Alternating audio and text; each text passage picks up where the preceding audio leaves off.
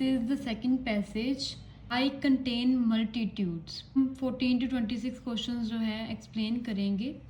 सबसे पहले हम देख लेते हैं कि किसके बारे में बात की गई है। Wendy Moore reviews Ed Yong's book about microbes.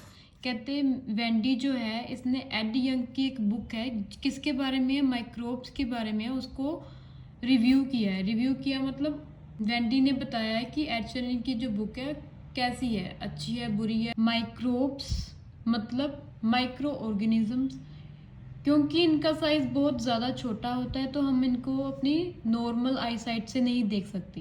कहते हैं माइक्रोब्स ज़्यादातर इनमें कौन, bacteria, have populated this planet since long before animal life developed. कहते हैं कि माइक्रो ऑर्गेनिज्म स्पेशली जो है बैक्टीरिया, इन्होंने प्लैनेट अर्थ को कहते हैं आबाद किया हुआ है इतना ही समय पहले, तब जब एनिमल लाइफ जो है शुरू भी नहीं हुई थी धरती पे। And they will outlive us, इसके हमारे से हमसे ज़्यादा टाइम जिएंगे। Invisible to the naked eyes मतलब नॉर्मल आइज से नहीं हम इनको देख सकते। दे आर यूबिक्विटस, यूबिक्विटस क्या मतलब है, ओमनी प्रेजेंट मतलब प्रेजेंट एवरीवेयर। सो ये हर जगह ही है कहते। 14 to 16 question, these are MCQs। हमने जब भी MCQs करने हैं ध्यान से इनकी इंस्ट्रक्शन देख लेनी है। कई बार ये लिखते हैं चूज द करेक्ट आंसर और answers.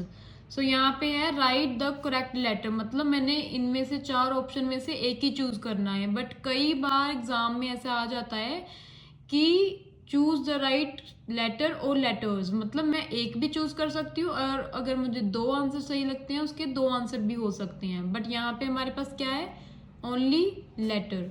So 14th question is What point does the writer make about microbes in the first paragraph? So first paragraph हमने अभी पढ़ा है। So microbes के बारे में राइटर ने फर्स्ट पैराग्राफ में क्या बताया है। So यहाँ पे बताया था बैक्टीरिया मतलब माइक्रो ऑर्गेनिज्म, ये कहते हैं हमारे जब एनिमल्स आए हैं उससे भी कई पहले धरती पे थे। और ये यूबिक्विटस है मतलब हर जगह ही है। They inhabit the soil, air, rocks, water and are present within every form of life. कहते हैं कि ये मतलब रहते हैं सोइल में, एयर में, रॉक्स में, पानी में, एंड हर तरह की जो जिंदगी है वहाँ पे रहते हैं। चाहे वो सीवीड हो जो समुद्र में घास होता है वहाँ पे हो, कोरल्स हो ये भी समुद्र में होता है, two dogs and humans, dogs पे भी होते हैं, ह्यूमंस में भी होते हैं। सो बैक्टीरिया जो है हर जगह है, तभी उन्होंने वर्ड यूज किया है ubiquitous. And as Yong explain, जिसकी बुक है ना माइक्रोब्स के बारे में, उस बंदे ने बोला है in his utterly absorbing and hugely important book, उसकी जो बाकमाल बुक है, we mess with them at our प्यूरेल।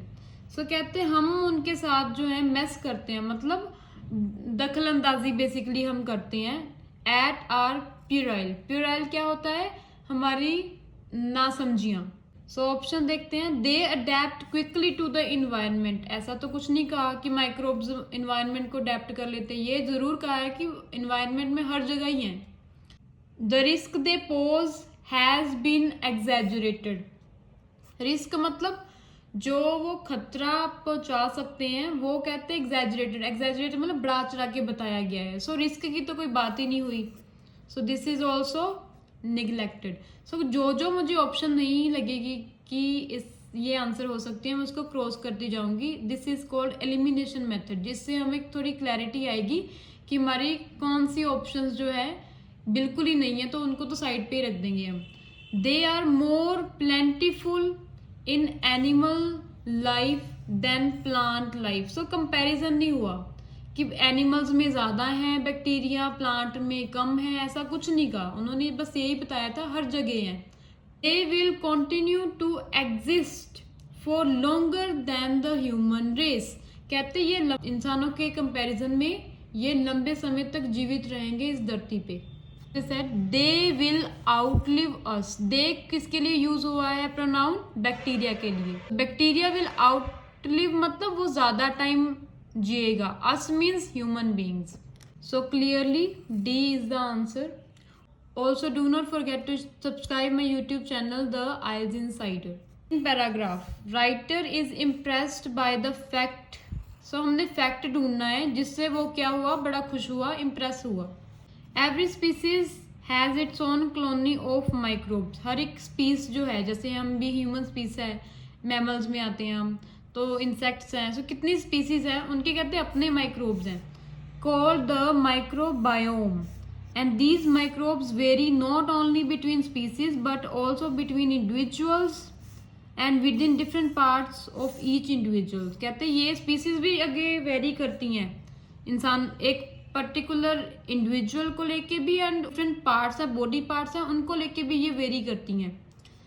What is amazing, amazing word आ गया, is that while the number of human cells in average person, कहते हैं कि human cell एक नॉर्मल बंदे में जो होते हैं इज अबाउट 30 ट्रिलियन होते हैं. The number of microbial one is higher about 39 trillion. So this is something which is interesting according to the writer, and ये सच में इंटरेस्टिंग बात है.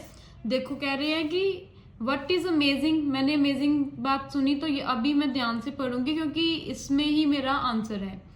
अमेजिंग बात ये है, कहते हैं कि जितने ह्यूमन सेल्स हैं ना एक नॉर्मल इंसान में वो है 30 ट्रिलियन, और माइक्रो ऑर्गेनिजम्स है ना हमारे अंदर वो है ज्यादा, वो कितने हैं 39 ट्रिलियन, मतलब 9 ट्रिलियन ज्यादा है. कौन सी फैक्ट लगा सेकंड पैराग्राफ में, each species tends to have vastly different microbes. देखो इसकी बात जरूर हुई है but this was not the fact जिससे वो अमेज्ड हुआ, वो सरप्राइज हुआ. सो इसको हम क्रॉस कर देंगे. Some parts of the body contain relatively few microbes. So कुछ बॉडी के हिस्सों में कम होते हैं माइक्रोब्स, ये भी नहीं बताया. The average individuals has more microbial cells than human ones. So this was the thing. Human cells कितने थे 30 ट्रिलियन एंड माइक्रोबियल सेल्स कितने थे 39 trillion. So this was the information, and उस लाइन में ही लिखा था कि वो क्या है, काफी इंप्रेसिव है. So C is the answer. बाकी ऑप्शंस बिल्कुल ही क्या होती है, निग्लेक्टेड हो जाती हैं. What is the writer doing in 5th paragraph. So 5th paragraph देखते हैं. This is the 5th paragraph. For most of human history we had no idea that microbes existed. कहते कितना टाइम जो इंसानों की हिस्ट्री है ना, पास्ट टाइम का रिकॉर्ड है, हमें कहते पता ही नहीं था माइक्रोब्स भी हमारे साथ रहते हैं. The first man to see these extraordinary potent creatures. कहते सबसे पहला जो शख्स है ना, बंदा है जिसने ये एक्स्ट्रा ऑर्डिनरी पोटेंट क्रिएचर्स किसको बताया है, माइक्रो ऑर्गेनिजम्स को. सो अगर किसी को एक्स्ट्रा ऑर्डिनरी या पोटेंट का मतलब नहीं पता तो कोई बात नहीं, ये एडजेक्टिव्स ही हैं. मैंने मेन तो देखना है नाउन. क्रिएचर पता है ना कि जीव जंतु है, दैट्स इट. ठीक है. एक्स्ट्रा ऑर्डिनरी वैसे बाकमाल, ठीक है. एक्स्ट्रा ऑर्डिनरी पोटेंट क्रिएचर है was a Dutch lens maker cold Antony. So Antony ने सबसे पहले देखा कि ये जो माइक्रो ऑर्गेनिजम्स हैं हमारे साथ ही रहती हैं इन द 1670s. सो इसने सबसे पहले देखा. सो सबसे पहले देखा इस काइंड ऑफ, मतलब इसने डिस्कवर किया using microscopes of his own design, अपने ही डिजाइन के बनाए हुए जो इसका माइक्रोस्कोप था ना एंटनी का, that could magnify up to, magnify easy language में समझ लो कि जूम कर सकता है 2070 times. He examined a drop of water from a nearby lake. एक आसपास उसके लेक होगी, वहां से उसने एक ड्रॉप पानी की ली. Find it teeming with tiny creatures he called animalcules. वो कहते वो भरा पड़ा था छोटे छोटे क्रिएचर्स के साथ, माइक्रो ऑर्गेनिजम्स के साथ. उसने उसको नाम दे दिया animalcules. It wasn't until nearly 200 years later. वाह भाई, कहते 2 साल बाद that the research of French biologist Louis, एक फ्रेंच का बायोलॉजिस्ट था लुइस, इसने क्या किया, इसने बताया सम माइक्रोब्स कोज डिजीज, कुछ जो माइक्रोब्स है बीमारियां फैलाती हैं. It was Pasteur's germ theory. So इसको क्या बोल दिया गया, इस फ्रेंच जो बायोलॉजिस्ट था जिसने बताया था कि कुछ माइक्रो ऑर्गेनिज्म बीमारियां फैलाते हैं, सो इसकी जो थ्योरी थी, क्या नाम दिया उसको, germ theory, that gave bacteria the poor image that endures today. इसी के कारण कहते जो छवि है बैक्टीरिया की समाज में वो खराब हो गई है और आज भी यही चलती है। What the writer is doing in 5th paragraph में क्या बताया, explaining how a discovery was made. So ये हो सकता है क्योंकि डिटेल में बताया, तो पहले उन्होंने बताया कि एनिमल क्यूज बता दिया उसने लेक में एक ड्रॉप लेके एंटनी ने, फिर 200 साल बाद एक बंदे ने बताया कि बीमारियां होती हैं हमें इन छोटे छोटे जीव जंतुओं से, माइक्रोब से, तो उनको एक जर्म थ्योरी बता दिया। Comparing scientist theories about microbes, देखो दो, एक तो एंटनी ने बताया एनिमल क्यूल्स है, तो एक जर्मन जो है, सॉरी फ्रेंच जो बायोलॉजिस्ट है पेस्टर, उसकी बात हुई है, बट कंपैरिजन नहीं हुआ। ठीक है, दोनों को अलग से जिक्र हुआ है, कुछ कंपैरिजन नहीं है, तो मैं ये इसको निगलेक्ट करूंगी। Describing confusion among scientist, confusion तो कोई नहीं है, सो इसके बारे में नहीं है। Giving details of how microbes cause disease, microbes जो है वो कोज करते हैं डिजीज, ये तीनों वर्ड्स जो है मेरे पैसेज में है, बट डिटेल क्या बताई उसने भी, हाउ का आंसर तो है ही नहीं वहां पे भी कैसे डिजीज कोज करते हैं, सो ये भी मैंने एलिमिनेट कर दी। The only option left is explaining how discovery was made. तो डिस्कवरी हुई थी जर्म थ्योरी की, सबसे पहले माइक्रो ऑर्गेनिजम्स के बारे में पता चला था, ये डिस्कवरी हुई, सो वो कैसे हुई तो इसके बारे में बताया, so A is the answer. Question 17 to 20, so here we have a summary, तो ठीक है, उसमें हेडिंग दी होती है। Filling the blanks I would say कि सबसे इजी क्वेश्चंस होते हैं रीडिंग मॉड्यूल में। सो यहाँ पे द थिंग इज हमें एक लिस्ट मिली है, सो हमें पहले आंसर ढूंढना है 17, 18, 19, 20 क्वेश्चन का। जो हमें आंसर मिलेगा उसका सिनोनिम जो है यहाँ पे होगा। सिनोनिम क्या होता है, वर्ड अलग होगा मीनिंग सेम होगा, ठीक है, या जैसे पैसेज में इंक्रीज हो, यहाँ पे सर्ज लिखा हो, सो ऐसे हम देखेंगे। सो सबसे पहले हेडिंग पढ़ेंगे, we should be more tolerant of microbes. एक मैं बात बता दूं आपको, फिलिंग द ब्लैंक्स ना अगर एक सिंगल सेंटेंस में आए या एक टेबल बना हो, वहां पे हम क्या करेंगे, सिर्फ उस लाइन का जहां पे हमारी फिलअप है कीवर्ड लेंगे, वो सर्च करेंगे पैराग्राफ में, दैट्स इट। बट समरीज में बच्चों को प्रॉब्लम आती है क्योंकि लोकेशन नहीं मिलती, काफी टाइम लोकेशन मिल जाए तो सिनोनिम नहीं मिलते, तो हम क्या करेंगे, पहले इस चीज को अच्छे से अंडरस्टैंड करेंगे कि किस चीज के बारे में बात हो रही है। यंग बुक ने कहते आर्ग्यू किया कि we should be more tolerant of microbes, ज्यादातर जो है बेनिफिशियल इफेक्ट है, मतलब फायदे हैं हमें माइक्रोब्स के, and only a relatively small number lead to dash. तो देखो यहाँ पे लिखा है ज्यादातर जो है फायदे हैं, ओनली फ्यू जो नंबर है लीड टू, वी क्या करता है, डैश, मतलब कोई प्रॉब्लम क्रिएट करता है। तो देखते हैं, Yong's book is in many ways free for microbial tolerance, ये ऑलरेडी लिखा था फर्स्ट लाइन में, pointing out that while fewer than 100 species, so 100 से भी कम जो स्पीसीज है बैक्टीरिया की, ब्रिंग डिजीज, ठीक है। सो फ्यूअर, कम जो माइक्रो ऑर्गेनिजम्स है बैक्टीरिया है वो क्या ब्रिंक करते हैं, मतलब कॉज करते हैं disease. Many thousands more play a vital role in maintaining our health. So इस 3 लाइनों में मुझे फर्स्ट आंसर मिल गया, दैट इज डिजीज। यहाँ पे ना एक चीज इंटरेस्टिंग देखने वाली है, देखो जो फर्स्ट लाइन है ना, young books argue that we should be tolerant of microbes, कहते हैं बुक जो है एक दरख्वास्त है माइक्रोबियल टॉलरेंस की, ये मेरी फर्स्ट लाइन थी, यहाँ पे भी फर्स्ट लाइन है, बट यहाँ पे क्या लिखा है इन्होंने, ज्यादातर जो है फायदे हैं, बट यहाँ पे वही लाइन क्यों क्या लिखी है, मेरी बाद में लिखी है, many thousands play vital role in maintaining a good health, maintaining good health को यहाँ पे क्या लिख दिया, बेनिफिशियल इफेक्ट। क्वेश्चन आगे है, रिलेटिवली अ स्मॉल नंबर, सो यहाँ पे लिखा वाइल फ्यूअर देन 100, मतलब फ्यूअर ही है, कम है, स्मॉल नंबर है। ब्रिंग लिखा है यहाँ पे लिखा है लीड टू, सो मेरा आंसर आएगा डिजीज। मैंने क्या देखना है, डिजीज वर्ड का सिनोनिम ढूंढना है इस लिस्ट में, illness. So 17th answer is G. So ऐसे करके ये इजी होते हैं, कुछ मुश्किल नहीं होता है फिलिंग द ब्लैंक्स में। Next question says and all दो मतलब हालांकि it is misleading to think microbes as friendly, ये भी कहते हैं हालांकि गलत फहमी है ये सोचना कि माइक्रोब्स जो है वो फ्रेंडली हैं। We should also stop thinking of them as an enemy, पर हमें ये भी अपनी सोच बंद कर देनी चाहिए कि वो हमारे दुश्मन हैं। दरअसल we should accept that our relationship with microbes is one based on dash, हमारा जो संबंध है माइक्रोब्स के साथ वो कैसा है, किसके ऊपर बेस है, बेस्ड ऑन डैश। तो इसका आंसर देखते हैं। The book also acknowledge that our attitude towards bacteria is not a simple one. We tend to see dangerous posed by bacteria, भी हम उसको दुश्मन समझते हैं। Yet the same time we solve yogurts, drinks that supposedly nurture friendly bacteria.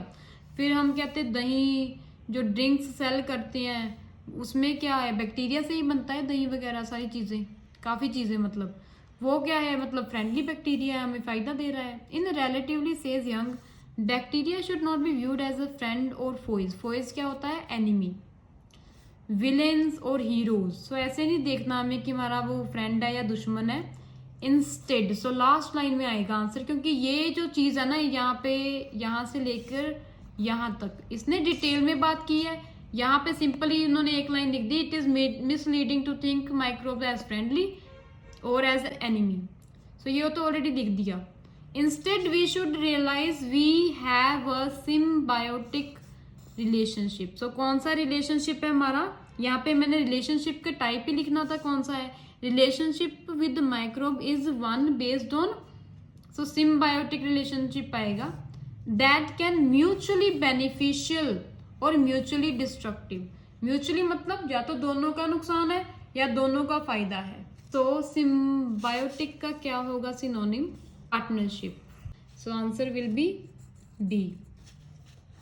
ध्यान रखना काफी बच्चे जो हैं पूरा आंसर लिखने बैठ जाते हैं, वो नहीं करना हमने, हमें इंस्ट्रक्शन ऊपर दी गई है, right the correct letter A to H, सिर्फ हमने अल्फाबेट ही लिखनी है। New research shows that microbes have numerous benefits for humans, कितने ही फायदे हैं इंसानों को।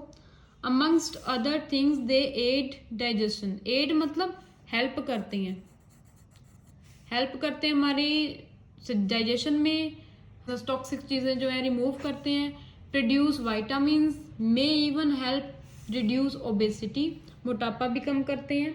How ever there is growing problem, एक ना प्रॉब्लम ग्रो हो रही है, are poor dash are over use of antibiotics.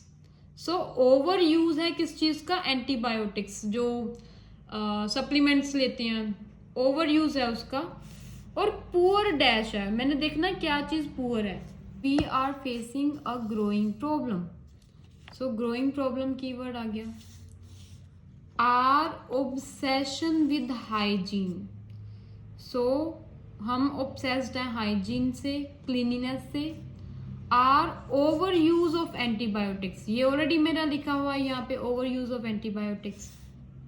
And our unhealthy low fibre diets, so हमारी अनहेल्थी लो फाइबर डाइट है, मतलब अनहेल्थी लो फाइबर को यहाँ पे लिखा है पुअर। सो क्या पुअर हो गया, हमारी डाइट। सो डाइट का है हमारा synonym nutrition. So poor diet यहाँ पे लिखा है अनहेल्थी लो फाइबर डाइट, ठीक है। सो यहाँ पे ऑलरेडी लिखा था एक ओवर यूज है एंटीबायोटिक्स का, ठीक है, ये भी हो गया हमारा, ऑलरेडी लिखा है। Next is our excessive focus on dash, so यहाँ पे लिखा है our obsession with hygiene. So excessive focus को लिखा है ऑब्सेशन, ध्यान देना, ठीक है। सो किसकी तरफ है ये, हाइजीन के ऊपर। सो हाइजीन का यहाँ पे सिनोनिम है हमारे पास cleanliness. So E is the answer. 21 to 26 questions are yes no not given. So ध्यान से करनी है, हमेशा इंस्ट्रक्शंस पढ़ लेना है। येस नो नॉट गिवन ही लिखेंगे, अगर ट्रू फॉल्स लिखेंगे तो आपके मार्क्स कट होंगे, ठीक है। So first 21st question says it is possible that using anti bacterial products in the home, कहते हैं अगर हम एंटी बैक्टीरियल प्रोडक्ट्स घर पे यूज करते हैं, fails to have the desired effect, जो हमें रिजल्ट चाहिए वो नहीं मिलता। मोस्ट रिसेंट रिसर्च, जो लेटेस्ट कहते हैं स्टडी हुई है, actually turns accepted norms upside down, कहते जो अक्सर माना जाता है ना उसको कहते हिलाकर रख दिया। For example there are studies, कहते काफ़ी स्टडी है, रिसर्च है, वो बताती है that excessive use of household detergents and antibacterial product. So मैंने डिटर्जेंट तो नहीं देखने, एंटी बैक्टीरियल प्रोडक्ट देखने हैं। सो अगर हम एक्सेसिव यूज करते हैं, ठीक है, किसका, एंटी बैक्टीरियल प्रोडक्ट्स का। सो एंटी बैक्टीरियल प्रोडक्ट्स आगे हाउस होल्ड है तो मतलब इन द होम नहीं है, actually destroys the microbes that normally keep more dangerous germs at bay.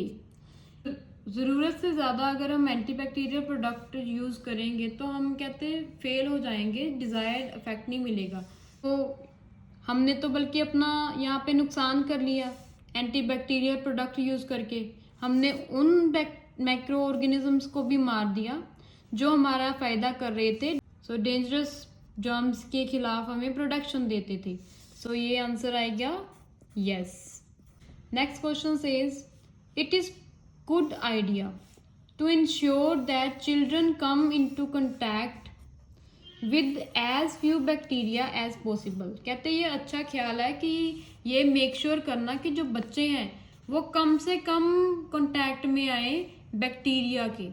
Other studies show that keeping dogs pets give children early exposure to diverse range of bacteria, कहते बाकी जो रिसर्चें हैं वो बताती हैं कि अगर हम घर में डॉग रखते हैं, कोई पेट रखते हैं बच्चों के साथ, ये बच्चों को फिर क्या मिलता है, कहते हैं एक्सपोजर, मतलब उनका एक्सपोजर हो जाता है अलग अलग डिफरेंट रेंज ऑफ, मतलब अलग अलग तरह के बैक्टीरिया के साथ, which may help protect them against allergies later, ये चीज़ उनको मदद करेगी, उनको प्रोटेक्ट करेगी एंड उनको बाद में फिर ना एलर्जीज वगैरह नहीं होंगी।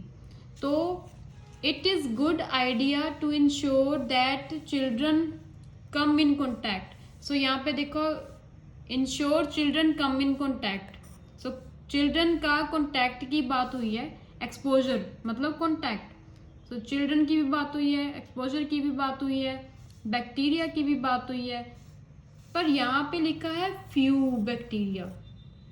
सो ये कहते अच्छा है आइडिया कि बच्चे कम से कम बैक्टीरिया में आए, बट यहाँ पे तो लिखा क्या है कि चिल्ड्रन का एक्सपोजर होगा डाइवर्स रेंज, मतलब बहुत ज़्यादा बैक्टीरिया के साथ, तो यहाँ पे लिखा है फ्यू।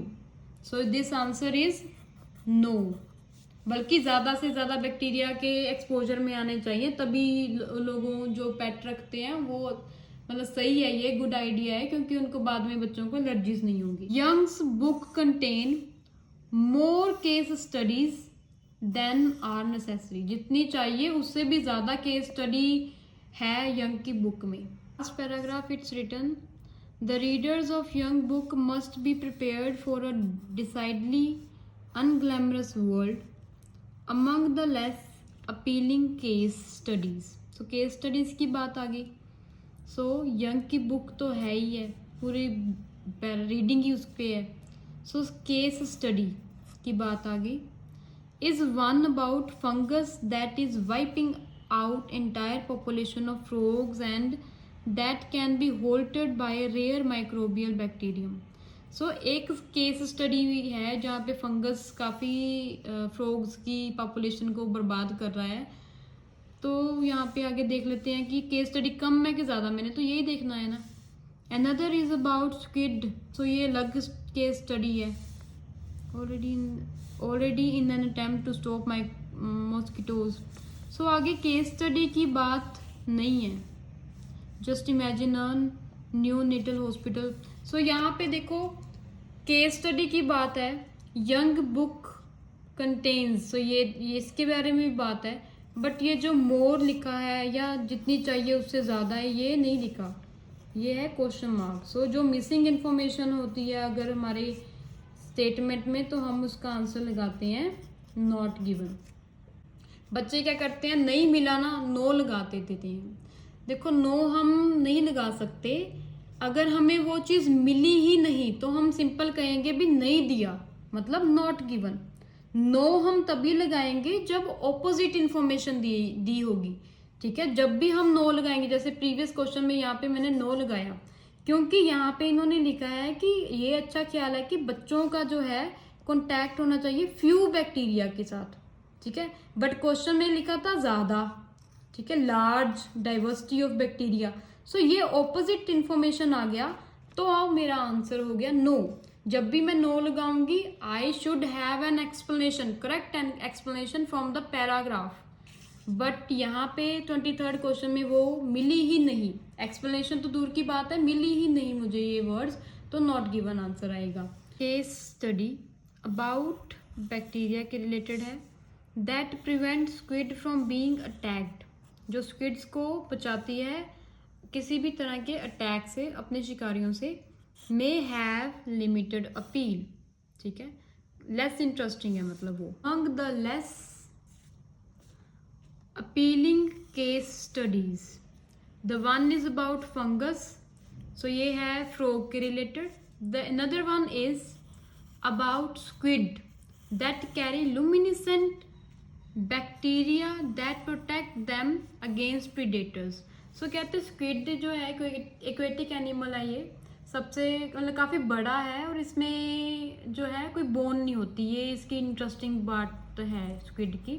सो कहते हैं स्क्विड में ना लुमिनिसेंट मतलब जो बैक्टीरियाज जो है लाइट रिफ्लेक्ट करती हैं वो है उनके ऊपर होते हैं, जिसके कारण कहते हैं कोई प्रीडेटर उन पे अटैक नहीं करता। सो केस स्टडी भी है ये, ठीक है, बैक्टीरिया के बारे में ही है, स्क्विड को बचाती है किसी भी तरह के अटैक से। सो ये भी लिखा है। मे हैव लिमिटेड अपील, ये ऑलरेडी लिखा है कि among the less appealing case, एक तो है ये फंगस वाला, दूसरा है ये स्क्विड वाला। So this is also there, so answer will be yes. Efforts to control dengue fever, so ये एक हो गया। May have surprisingly successful, so जो कहते हिम्मत कर रहे हैं ना लोग, जो भी एफर्ट जो भी स्टेप्स ले जा रहे हैं कि डेंगू फीवर को कंट्रोल करना है, ये कहते सक्सेसफुल हैं, हैरान करने वाले हैं और सक्सेसफुल हैं। Here it is dengue fever, the microbial world is a place of wonder, already in an attempt to stop mosquitoes spreading dengue fever। so spread करना, ठीक है, रोकना उनकी मॉस्किटोज जो है, मच्छर जो है स्प्रेड ना करे डेंगू फीवर, तो यही हो गया, ठीक है। Efforts to control dengue fever, so ये मुझे मिल गया। सो अटेम्प्ट को क्या लिख दिया उन्होंने, effort. Have been surprisingly successful है, ये देखते हैं। A disease that infects 100 million people a year, एक साल में 400 मिलियन लोगों को डिजीज कोज करती है ये। सरप्राइजिंगली सक्सेसफुल है, नाकामयाब रही, इसके बारे में कोई बात नहीं है, सो answer will B not given. Microbes जो कि रिड्यूस करते हैं रिस्क ऑफ इन्फेक्शन, कोई इन्फेक्शन का रिस्क जो है कम करते हैं। have already been put inside the walls of some of the hospital wards, hospital wards के जो दीवारें हैं उनके बीच कहते हैं ये माइक्रोब्स डाले हैं जो इन्फेक्शन को मतलब डिजीज स्प्रेड होने को रोकते हैं, इन्फेक्शन को रोकते हैं। In the future our ability to manipulate microbes means we could construct buildings with useful microbes built into their walls to fight of infection. Future में है ये सेंटेंस, फ्यूचर में हमारी कहते हैं ये है सोच कि हम माइक्रोब्स का इस्तेमाल करेंगे बिल्डिंग्स बनाने में। क्या करेंगे, उनकी वॉल्स में ना माइक्रोब्स डाल देंगे ताकि वो इन्फेक्शन जो है को फाइट कर सके। Just imagine a neonatal hospital ward quoted in a specially mixed cocktail of microbes. कहते बस एक बार सोच के देखो कि एक हॉस्पिटल है, उसकी जो दीवारें हैं उसमें कॉकटेल बनी है, कॉकटेल मतलब मिक्स बना हुआ है किसका, माइक्रोब्स का। So that babies get the best start in life, कि जो बच्चे हैं उनका अच्छे नया अच्छा स्टार्ट हो जिंदगी का। सो देखो यहाँ पे लिखा है कि फ्यूचर में हम सोच रहे हैं ऐसा करने का। यहाँ पे लिखा है microbe that reduces the risk of infection have already been use, मतलब आजकल हम उसको यूज कर रहे हैं। हेयर इट्स रिटन कि फ्यूचर में है, ठीक है। सो माइक्रोब्स की बात है। So reduce the risk of infection, यहाँ पे भी लिखा है टू फाइट ऑफ इन्फेक्शन, ठीक है। Inside the walls of some hospital, so hospital की बात भी आ गई। सो इनसाइड द वॉल्स में ही डालने हैं, बट यहाँ पे लिखा है कि ऑलरेडी हम कर रहे हैं, यहाँ पे लिखा है फ्यूचर है। सो ये इसकी ऑपोजिट इंफॉर्मेशन हमारे पास है, इसलिए हमारा आंसर आया नो। यही है सबसे मेन डिफरेंस कि नो नॉट गिवन में हमें कैसे सोल्व करनी। देखो ये प्रीवियस आंसर हमने नॉट गिवन किया, ये चीज जो है सरप्राइजिंगली सक्सेसफुल मुझे मिली ही नहीं, ना इसका कोई ऑपोजिट वर्ड मिला, तो मैंने नॉट गिवन लगा दिया। सो यहाँ पे है ये जो वर्ड, इसका ऑपोजिट वर्ड मुझे मिल गया। यहाँ पे लिखा है कि प्रेजेंटली हम यूज कर रहे हैं, यहाँ पे लिखा है फ्यूचर में हम करेंगे। सो ऑपोजिट है ये information, so answer will be no. So if you like this video, please share and subscribe my YouTube channel, The IELTS Insider. Take care and bye bye.